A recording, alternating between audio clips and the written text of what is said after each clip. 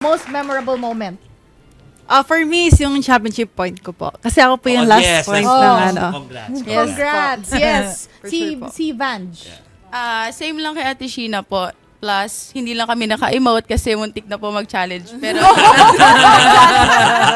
Si Shaira, baka meron Sa ding akin ibang po input. yung sa FEU namin na game. Yeah, oo. FEU, bakit?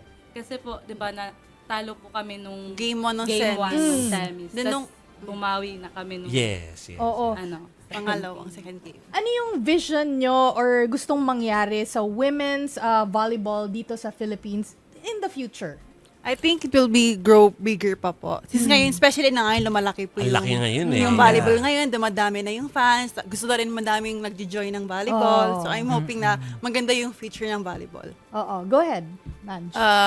yun din po, like, kagaya ng sa ibang bansa, no, like, nag-national team kasi kami and grabe yung community nila sa volleyball. So, sana sa Philippines, ganun din po. Oo.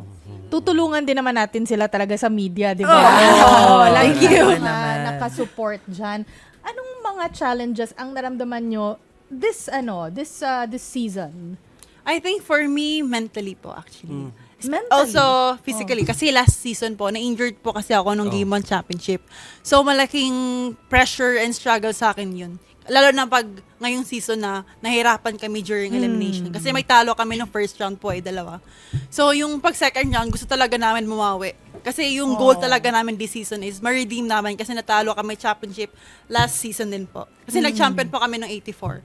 So, ngayon, maganda yung balik namin kasi nag-champion po ulit kami. Oo. At congrats ulit. At baka si Shaira meron siyang mensahe para sa mga ate nila sa Alas Pilipinas na tinalo ng Australia. Kagabi lang po ito nangyari. Tinalo Oo. Australia. Live lang po. Congrats po, pagpatuloy niya lang and sana makuha natin tong championship na to sa ABC. Oo. Ako meron akong may tanong. Kasi alam ko na very big ang volleyball ngayon as a sport or as a discipline. Ang daming nanonood. Pero aside from that, ay, magagaling naman talaga sila, Chiki. Pero yung trato ng mga fans, para talagang celebrity. Celebrity na talaga. Oo, Kamusta celebrity. yun? Nakakakilig.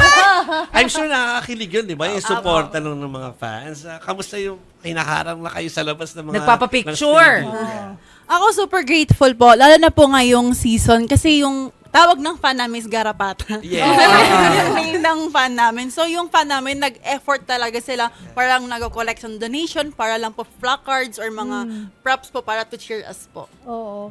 Meron pa ba kayong nararamdaman na parang gender inequality, mga ganyan, discrimination pagdating sa Wala volleyball? Walang ganon. Wala na. Wala namang ganon. For Oh. us na naman siya. Good to know. Ready na silang lumaban. Kahit lalaki. Pero what's next for you?